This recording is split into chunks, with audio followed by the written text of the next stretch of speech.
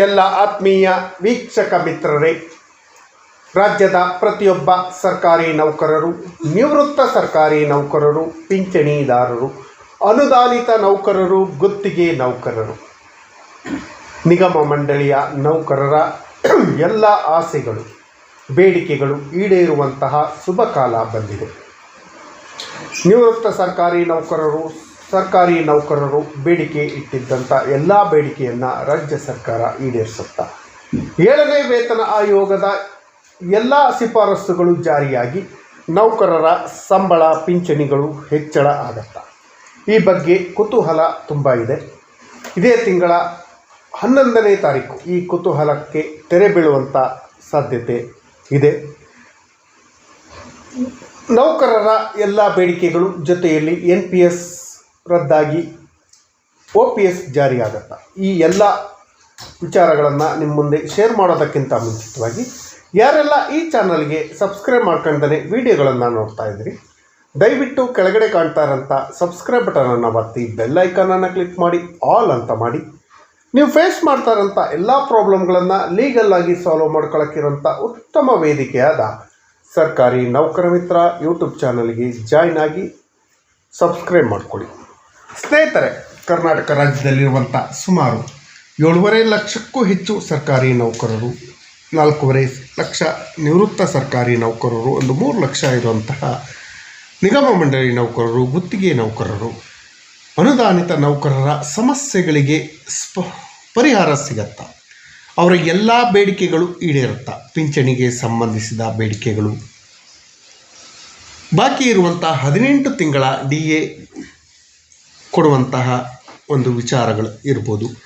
NPS ಎಂಬ ಭೂತವನ್ನು ರದ್ದುಪಡಿಸಿ ನೌಕರರಿಗೆ ಉಪಯೋಗ ಆಗುವಂತಹ OPS ಅನ್ನು ಜಾರಿ ಮಾಡಿ ನಿಶ್ಚಿತ ಪಿಂಚಣಿ ಯೋಜನೆಯನ್ನು ರಾಜ್ಯ ಸರ್ಕಾರ ಜಾರಿಗೆ ತರುತ್ತಾ.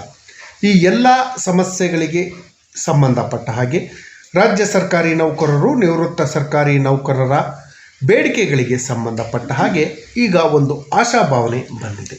ಅದಕ್ಕೆ ಕಾರಣ ಕರ್ನಾಟಕ ರಾಜ್ಯ ಸರ್ಕಾರಿ ನೌಕರ ಸಂಘ ಇದೇ ತಿಂಗಳ 11ನೇ ತಾರೀಕು ನಮ್ಮ ಅಭಿಮಾನ ಅಭಿನಂದನೆಗಳು ಅಂತ ಹೇಳಿ ಒಂದು ಕಾರ್ಯಕ್ರಮವನ್ನು ಬೆಂಗಳೂರಿನ ಅರಮನೆ ಮೈದಾನದಲ್ಲಿ ಯೋಜನೆ ಮಾಡಿದೆ.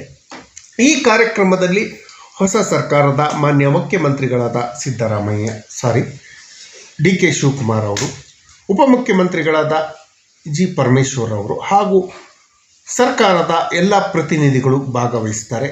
ಕರ್ನಾಟಕ ರಾಜ್ಯ ಸರ್ಕಾರಿ ನೌಕರ ಸಂಘ ಆಯೋಜಿಸಿರುವಂಥ ನಮ್ಮ ಅಭಿಮಾನ ಅಭಿನಂದನೆ ಕಾರ್ಯಕ್ರಮದಲ್ಲಿ ಮಾನ್ಯ ಮುಖ್ಯಮಂತ್ರಿಗಳು, ಉಪಮುಖ್ಯಮಂತ್ರಿಗಳು ಹಾಗೂ ಹಣಕಾಸು ಸಚಿವರು ಭಾಗವಹಿಸೋದ್ರಿಂದ ನಮ್ಮ ಎಲ್ಲ ಬೇಡಿಕೆಗಳು ಈಡೇರುತ್ತೆ ಅನ್ನೋ ಒಂದು ಭರವಸೆ ಇದೆ.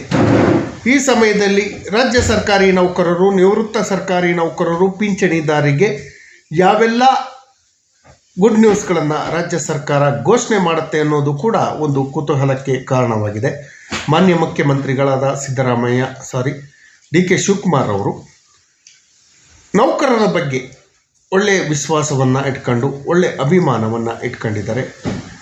ನೌಕರರ ಬಗ್ಗೆ ಸಿಂಪತಿ ಇರೋದ್ರಿಂದ ನೌಕರರ ಎಲ್ಲ ಬೇಡಿಕೆಗಳನ್ನು ಈಡೇರಿಕೆ ಆಗತ್ತೆ ಅನ್ನೋ ಒಂದು ಭರವಸೆ ಇದೆ. ಹಾಗಾಗಿ ಕರ್ನಾಟಕದಲ್ಲಿರುವಂಥ ಎಲ್ಲ ಸರ್ಕಾರಿ ನೌಕರರು, ನಿವೃತ್ತ ಸರ್ಕಾರಿ ನೌಕರರು, ಪಿಂಚಣಿದಾರರು ತಪ್ಪದೆ 11ನೇ ತಾರೀಕು ಬೆಂಗಳೂರಿನ ಅರಮನೆ ಮೈದಾನದಲ್ಲಿ ನಡೆಯುವಂಥ ಕಾರ್ಯಕ್ರಮದಲ್ಲಿ ಪ್ರತಿಯೊಬ್ಬರೂ ಭಾಗವಹಿಸಿ ನಮ್ಮ ಹಕ್ಕುಗಳನ್ನು ಪಡೆಯೋಣ. 7ನೇ ವೇತನ ಆಯೋಗದ ಎಲ್ಲ ಶಿಫಾರಸುಗಳನ್ನು ಜಾರಿ ಮಾಡಿಸ್ಕೊಳ್ಳೋಣ.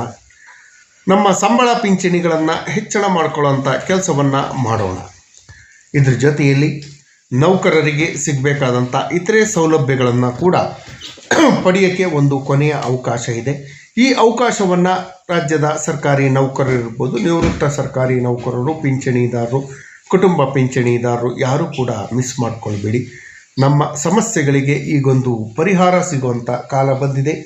ನಮ್ಮ ಎಲ್ಲ ಬೇಡಿಕೆಗಳನ್ನು ಈಡೇರಿಸುವಂಥ ಪ್ರಯತ್ನ ನಡೀತಾ ಇದೆ. ಈ ನಮ್ಮ ಅಭಿಮಾನ ಅಭಿನಂದನೆ ಕಾರ್ಯಕ್ರಮಕ್ಕಿಂತ ಮುಂಚಿತವಾಗಿ ಕರ್ನಾಟಕ ರಾಜ್ಯ ಸರ್ಕಾರಿ ನೌಕರ ಸಂಘ ಹಾಗೂ ಅದರ ಪ್ರತಿನಿಧಿಗಳು ಮಾನ್ಯ ಮುಖ್ಯಮಂತ್ರಿಗಳಾದ ಸಿದ್ದರಾಮಯ್ಯ ಅವರನ್ನು, ಮಾನ್ಯ ಉಪಮುಖ್ಯಮಂತ್ರಿಗಳನ್ನು ಭೇಟಿ ಮಾಡಿ ನಮ್ಮ ಬೇಡಿಕೆಗಳನ್ನು ಆದಷ್ಟು ಶೀಘ್ರದಲ್ಲಿ ಈಡೇರಿಸಬೇಕು, ನಮ್ಮ ಬೇಡಿಕೆಗಳು ಏನು ಅನ್ನೋದ್ರ ಬಗ್ಗೆ ಬೇಡಿಕೆಯ ಮನವಿಯನ್ನು ಕೂಡ ಸಲ್ಲಿಕೆ ಮಾಡಿದ್ದಾರೆ. ಅದೇ ರೀತಿ ನಮ್ಮ ವಿಮಾನ ಕಾರ್ಯಕ್ರಮಕ್ಕೆ ಆಹ್ವಾನವನ್ನು ನೀಡಿದ್ದಾರೆ. ಇಲ್ಲಿ ಫೋಟೋಗಳನ್ನು ತಾವು ನೋಡ್ಬೋದು. ನೌಕರ ಸಂಘದ ಪ್ರತಿನಿಧಿಗಳು ಎಲ್ಲರೂ ಭಾಗವಹಿಸಿ ತಮ್ಮ ಸಮಸ್ಯೆಗಳಿಗೆ ಪರಿಹಾರ ಕೊಡಬೇಕು, ನಮ್ಮ ಬೇಡಿಕೆಗಳನ್ನು ಈಡೇರಿಸಬೇಕು ಅಂತ ಹೇಳಿ ಮನವಿಯನ್ನು ಮಾಡ್ಕೊಂಡಿದ್ದಾರೆ.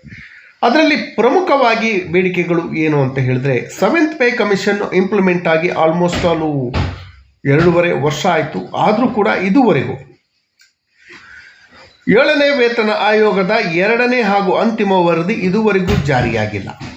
ಹಾಗಾಗಿ ತಕ್ಷಣ ರಾಜ್ಯ ಸರ್ಕಾರ ನೌಕರರಿಗೆ, ಪಿಂಚಣಿದಾರರಿಗೆ ಉಪಯೋಗ ಆಗುವಂತೆ 7th pay commission second and final ರಿಪೋರ್ಟನ್ನು ಇಮಿಡಿಯೇಟಾಗಿ ಇಂಪ್ಲಿಮೆಂಟನ್ನು ಮಾಡಬೇಕು. ಇದರಿಂದ ಸಂಬಳ ಪಿಂಚಣಿಗಳು ಹೆಚ್ಚಳ ಆಗತ್ತೆ ಅನ್ನೋ ಒಂದು ಮನವಿಯನ್ನು ಕೂಡ ಮಾಡಿದ್ದಾರೆ. ಅದೇ ರೀತಿ 7th ಪೇ ಕಮಿಷನ್ ರೆಕಮೆಂಡೇಷನ್ ಪ್ರಕಾರ ಮುಂದಿನ ವರ್ಷ 2027ರಲ್ಲಿ ರಾಜ್ಯ ಸರ್ಕಾರಿ ನೌಕರರಿಗೆ, ನಿವೃತ್ತ ಸರ್ಕಾರಿ ನೌಕರರಿಗೆ ಸೆಂಟ್ರಲ್ ಪೇ, ಕೇಂದ್ರ ಮಾದರಿಯ ವೇತನ ಹಾಗೂ ಪಿಂಚಣಿಯನ್ನು ನೀಡಬೇಕು ಅನ್ನೋ ಕೂಡ ಮನವಿಯನ್ನು ಕೂಡ ಮಾಡಿದ್ದಾರೆ. ಈ ಮನವಿಗೆ ಕೂಡ ಸಕಾರಾತ್ಮಕವಾಗಿ ಸ್ಪಂದಿಸಿದ್ದಾರೆ. ನಮಗೆ ಸೆಂಟ್ರಲ್ ಪೇ ಏನಾದರೂ ಇಂಪ್ಲಿಮೆಂಟ್ ಆದರೆ ನಾವು ಈ ಪಡಿತಿರುವಂಥ ಸಂಬಳ ಡಬಲ್ ಆಗತ್ತೆ. ಕೇಂದ್ರ ಸರ್ಕಾರಿ ಮಾದರಿಯಲ್ಲಿ ನಮಗೆ DAಗಳು ಸಿಗತ್ತೆ. ನಮಗೆ ಸಂಬಳ ಪಿಂಚಣಿಗಳು ಹೆಚ್ಚಳ ಆಗಿರೋದ್ರಿಂದ ನೌಕರರ ಬೇಡಿಕೆಗಳಿಗೆ ಆಲ್ಮೋಸ್ಟ್ ಅಗ್ರಿ ಆಗುತ್ತೆ. ಈ ಬಗ್ಗೆ ಕೂಡ ಮಾನ್ಯ ಮುಖ್ಯಮಂತ್ರಿಗಳು ಸಕಾರಾತ್ಮಕವಾಗಿ ಸ್ಪಂದಿಸಿ ಭರವಸೆಯನ್ನು ನೀಡಿದ್ದಾರೆ ಅಂತ ತಿಳಿದುಬಂದಿದೆ. ಅದರ ಜೊತೆಯಲ್ಲಿ CGHS ದರ, ಕರ್ನಾಟಕ ಆರೋಗ್ಯ ಸಂಜೀವಿನಿ ಯೋಜನೆಯಲ್ಲಿ ಟ್ರೀಟ್ಮೆಂಟಿಗೆ ಪ್ರಾಬ್ಲಮ್ ಆಗ್ತಿದ್ದಂಥ ಆಸ್ಪತ್ರೆಗಳು ಟ್ರೀಟ್ಮೆಂಟ್ ಕೊಡೋಕ್ಕೆ ಹಿಂದೇಟಾಗ್ತಾ ಇದ್ದಂಥ CGHS ದರವನ್ನು ಕೂಡ ಕೇಂದ್ರ ಸರ್ಕಾರಿ ಮಾದರಿಯಲ್ಲಿ CGHS ದರವನ್ನು ರಾಜ್ಯ ಸರ್ಕಾರ ಪರಿಷ್ಕರಣೆ ಮಾಡಿದೆ. ಇದರಿಂದ ನಮಗೆ ಹಾಗೂ ನಮ್ಮ ಕುಟುಂಬ ವರ್ಗದವರಿಗೆ, ನಮ್ಮ ಅವಲಂಬಿತರಿಗೆ ತುಂಬ ಉಪಯೋಗ ಆಗುತ್ತೆ. ಹಾಗಾಗಿ ಸರ್ಕಾರ ಈ ಬಗ್ಗೆ ಗಮನ ಹರಿಸಿ ನಮ್ಮ ಬೇಡಿಕೆಗಳನ್ನು ಈಡೇರಿಸಿದೆ. ಇದರಲ್ಲಿ ಪ್ರಮುಖವಾಗಿ ನಾವು ಈ ಬೇಡಿಕೆ ಅಂತ ಹೇಳಿದ್ರೆ, 2006ರಿಂದ ಇತ್ಲಾಗಿ ಏನು ರಿಟೈರ್ಡ್ ಆಗಿದ್ದಾರೆ ಡ್ಯೂಟಿಗೆ ಬಂದಿದ್ದಾರೆ, ಆ ಡ್ಯೂಟಿಗೆ ಬಂದಿರೋಂಥ ನೌಕರರಿಗೆ NPS ಎಂಬ ಭೂತವನ್ನು ರದ್ದುಪಡಿಸಿ OPS ಅನ್ನು ಜಾರಿ ಮಾಡಬೇಕು, ಅವರಿಗೆ ನಿಶ್ಚಿತ ಪಿಂಚಣಿ ಯೋಜನೆಯನ್ನು ಜಾರಿ ಮಾಡಬೇಕು ಅನ್ನೋದು ಕೂಡ ಒಂದು ಪ್ರಮುಖವಾದ ಬೇಡಿಕೆ. ಹೀಗೆ NPS ಅನ್ನು ರದ್ದುಪಡಿಸಿ OPS ಜಾರಿ ಮಾಡಿ ಲಕ್ಷಾಂತರ ಸರ್ಕಾರಿ ನೌಕರರು ಹಾಗೂ ಅವರ ಕುಟುಂಬ ವರ್ಗದವರಿಗೆ ಸಹಾಯ ಮಾಡುವಂಥ ಕೆಲಸವನ್ನು ಮಾಡಬೇಕು ಅಂತ ಹೇಳಿ ಮನವಿಯನ್ನು ಮಾಡ್ಕೊಂಡಿದ್ದಾರೆ. ಅದಕ್ಕೂ ಕೂಡ ಸಕಾರಾತ್ಮಕವಾಗಿ ಸ್ಪಂದಿಸಿದರೆ ಈಗಾಗಲೇ ರಾಜಸ್ಥಾನ,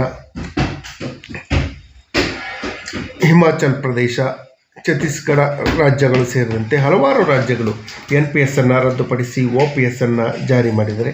ಅದರ ಜೊತೆಯಲ್ಲಿ ಶಿಶುಪಾಲನಾ ರಜೆಯನ್ನು ಇಲ್ಲಿರುವಂತಹ ಕಂಡೀಷನ್ಗಳನ್ನು ತಿದ್ದುಪಡಿ ಮಾಡಿ 5 ದಿನಗಳ ಶಿಶುಪಾಲನಾ ರಜೆಯನ್ನು ಮಂಜೂರು ಮಾಡೋಕ್ಕೆ ಅವಕಾಶವನ್ನು ಮಾಡಿಕೊಡ್ಬೇಕು ಅಂತ ಕೂಡ ರಾಜ್ಯ ಸರ್ಕಾರಿ ನೌಕರ ಸಂಘದ ವತಿಯಿಂದ ಮಾನ್ಯ ಮುಖ್ಯಮಂತ್ರಿಗಳಿಗೆ ಬೇಡಿಕೆಯನ್ನು ಇಟ್ಟಿದ್ದಾರೆ.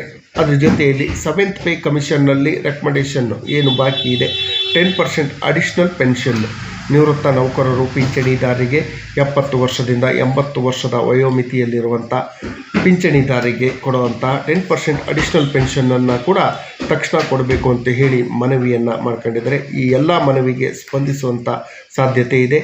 ಹಾಗಾಗಿ ಎಲ್ಲರೂ ಭಾಗವಹಿಸಿ ಈ ಚಾನಲ್ಗೆ ಸಬ್ಸ್ಕ್ರೈಬ್ ಮಾಡಿಕೊಡಿ. ಧನ್ಯವಾದಗಳು.